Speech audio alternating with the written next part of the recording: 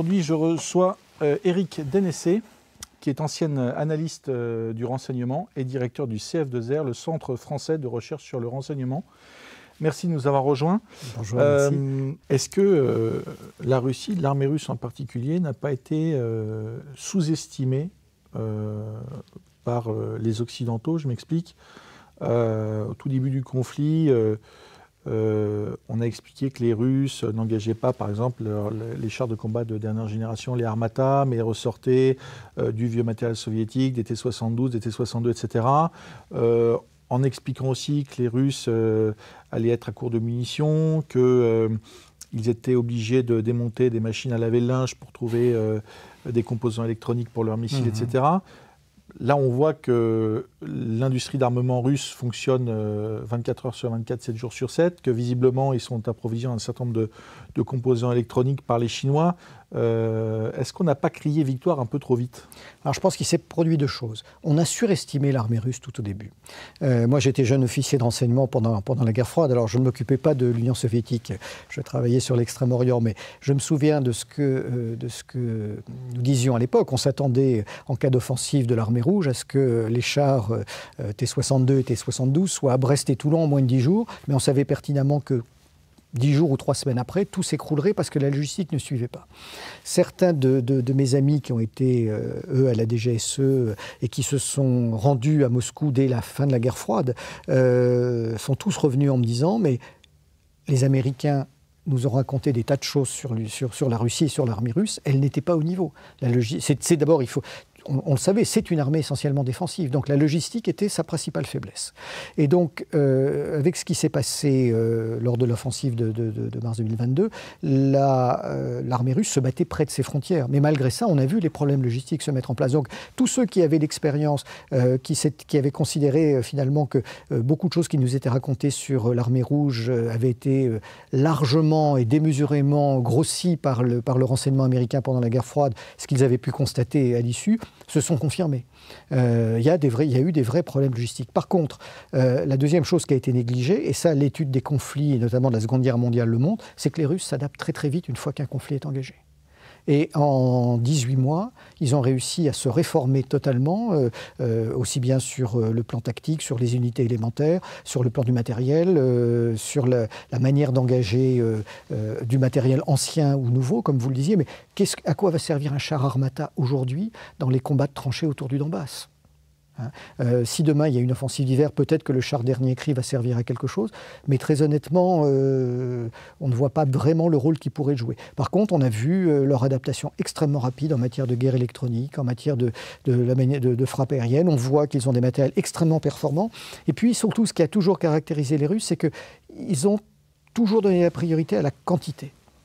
Alors ça veut dire qu'ils n'étaient pas toujours capables de faire une qualité similaire à ce que nous pouvons produire en Occident, mais ils ont toujours considéré que c'était plus important d'avoir des moteurs, des avions, des missiles, des bombes lisses, tout ce qu'il faut pour faire un conflit, plutôt que d'avoir, comme nous l'avons en Occident, quelques avions avec chacun quelques missiles, parce qu'une fois que tout cela est tiré, ça ne marche plus. Donc, honnêtement, le système qu'ils ont mis en place et qu'ils ont conservé après la guerre froide, en dépit de la réduction drastique de leurs forces armées, de la destruction d'une partie des matériels, des donations qu'ils ont fait ailleurs, fait qu'ils avaient une quantité d'armement disponible beaucoup plus élevée aujourd'hui. Elle ne semble pas inépuisable, comme on le voit avec les approvisionnements qu'ils cherchent à obtenir, soit d'Iran, ou qu'ils obtiennent d'ailleurs, soit de Corée du Nord, soit de Biélorussie ou ailleurs. Mais ce qui est normal, une guerre de 2 ans, vu la quantité de frappes qui sont réalisées est extrêmement consommatrice. Mais encore une fois, en s'extrayant du problème politique pur, sur le plan purement militaire, il y a des choses extrêmement intéressantes à étudier sur la manière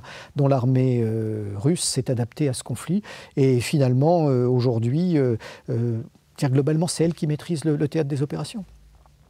Quoi qu'on en dise, en dehors de la propagande ukrainienne qui existe, qui veut faire croire que tout va bien du côté de Kiev, je crois qu'il faut être extrêmement lucide. C'est une défaite totale de la part des Ukrainiens sur leur contre-offensive depuis 4 mois. Alors les Russes se sont adaptés aussi, puisqu'ils ont repris un concept venu du monde anglo-saxon, celui de la société militaire privée, avec Wagner, mais pas que, puisqu'il y a un certain nombre d'autres structures plus petites, des plus petites sociétés militaires privées qu'on voit moins. comment est-ce que c'est quoi? Les Russes ont appris de ce qu'ils ont vu de la pratique des Américains, des Anglo-Saxons en Irak. Et deuxième question liée à ce sujet, comment pouvez-vous expliquer qu'en France, que la France, les pays européens, soient toujours immobiles sur le sujet? Alors, je réponds à la deuxième question d'abord. Les pays européens ne sont pas immobiles, la France est immobile. Parce que nous avons même une loi qui interdit la société militaire privée. Nous avons des sociétés de sécurité privée qui interviennent à l'étranger. Nous avons des sociétés de conseil militaire, notamment le groupe Défense Conseil International, qui peut former des armées de l'air, des marines, des forces terrestres étrangères, mais dans des contrats d'État à État. Nous avons une loi qui interdit le mercenariat et des sociétés militaires privées au sens propre. Encore faut-il rappeler ce que c'est une société militaire privée. C'est une structure, je dirais, hiérarchique dans laquelle on va avoir des généraux, des colonels, des capitaines et des hommes du rang, qui font soit de l'assistance technique, soit de l'accompagnement au combat, ou de la formation militaire pure. Donc ça, ce n'est pas autorisé par la France. Les Britanniques l'ont. C'est vrai que dans l'Union européenne, il n'y a pas beaucoup d'autres États qui pratiquent ce genre de choses. Les Britanniques, les Américains, les Sud-Africains ont gardé cette tradition-là. Alors effectivement, les Russes ont fait la même chose que les Occidentaux depuis le début des années 2000. On les a vus engagés pour une première fois en Syrie, les combattants de... Alors, j'utilise le thème de Wagner, qui est un terme très générique, parce que Prigojine avait monté une constellation de sociétés dans lesquelles il y avait à la fois des sociétés d'exploitation minière ou d'autres activités économiques pures, et différentes sociétés portant différents noms faisant de la sécurité privée. Ce qui est intéressant, c'est de voir comment ils ont retourner ces sociétés chargées de faire de la sécurité privée pour les engager dans une zone de combat. Parce qu'on n'est plus dans le mercenariat, finalement, ce sont d'autres Russes qui combattent aux côtés de l'armée russe, en tout cas qui combattaient, puisqu'ils ont été majoritairement intégrés dans les rangs de l'armée russe, qui combattaient aux côtés de l'armée russe finalement sous un autre drapeau. Mais ce qu'il faut se dire aussi, c'est qu'il y a sur le théâtre d'opération ukrainien aujourd'hui, dans chaque camp, des tas de milices, de groupes divers et variés. On l'évoquait tout à l'heure, il y a des Tchétchènes des deux côtés. On va trouver des Occidentaux quasiment dans les deux camps, même s'ils sont plus nombreux côté de Kiev. La société militaire turque, la Sadat, a envoyé un certain nombre de combattants syriens côté ukrainien. Mais voilà, on a des tas de volontaires, y compris asiatiques, d'Asie centrale, qui arrivent sur ce théâtre d'opération. Alors essentiellement pour des raisons pécuniaires, puisque ce sont des choses qui sont rémunérées. Maintenant, un certain nombre de combattants sont vite revenus, parce que l'intensité des combats est telle et les pertes sont tellement élevées que ce n'est plus géré du domaine des sociétés militaires privées. Et donc, le flux semble se tarir en ce moment, en tout cas côté kievien. Alors, question un peu provocatrice. Vous êtes un habitué des plateaux de télévision, des médias. Comment est-ce que vous analysez le parti pris quand même assez généralisé sur les plateaux de télévision, qui, je dirais, laisse de côté l'analyse factuelle, rationnelle, la prise de recul sur les choses, pour un commentaire à chaud, et il faut le dire aussi, on parlait de sous-estimer les Russes, à tort en partie, mais de systématiquement expliquer que, en fait, au départ, il y a 6 mois, la contre-offensive ukrainienne était inarrêtable, et que là, l'échec de la contre-offensive ukrainienne n'est pas vraiment un échec, mais que les positions vont être gelées et qu'ils vont repartir après l'arrivée du matériel occidental. Comment est-ce que vous expliquez qu'on passe de l'analyse à une quasi-propagande ouverte et décomplexée ? Oui, c'est une véritable propagande. Alors, je ne suis plus un habitué des plateaux de télé, puisque mon équipe et moi-même ne sommes plus invités pour parler de l'Ukraine. On nous invite encore quand il s'agit de parler d'Israël, du Hamas, des ballons chinois, de l'écoterrorisme et autres, mais sur l'Ukraine, nous ne sommes pas compétents a priori pour aucun des grands médias français.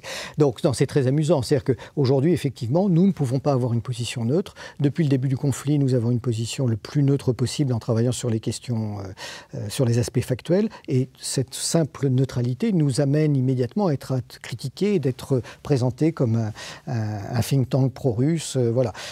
Certains ont même voulu lancer des enquêtes sur l'origine de nos financements, pensant que peut-être Poutine nous arrogeait joyeusement. Oui, j'ai envie de dire, il serait important d'inverser cette logique, parce que Alors, pourquoi est-ce que je dis qu'il y a une propagande occidentale? Aujourd'hui, on vous parle de la propagande russe.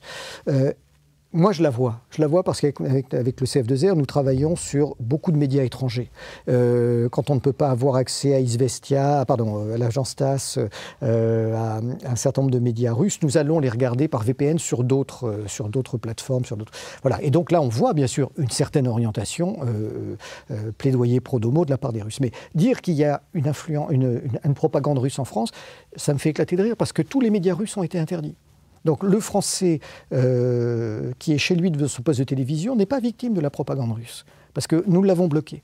Donc, par contre, il est victime à 200% de cette propagande pro-ukrainienne, dont il serait intéressant de tracer le financement, parce que un certain nombre de médias, écrits, audiovisuels, bien sûr pas les très grandes chaînes, qui étaient à deux doigts de déposer le bilan il y a encore quelques années, ont retrouvé une deuxième jeunesse.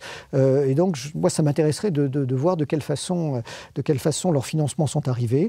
On sait très bien que les Américains, et c'est l'une de leurs grandes spécialités, ont mis en place toutes leurs grandes agences de communication et de relations publiques, comme ils l'avaient fait pour préparer la guerre en Irak en 1991, comme ils l'ont fait en 2003. Donc ça, c'est de notoriété. Et donc, tous les grands médias, finalement, sont dans ce mainstream médiatique qui fait qu'on ne peut dire que des choses qui vont dans le sens de Kiev. Or, il suffit de vérifier en plus les assertions pour se rendre compte qu'elles sont fausses.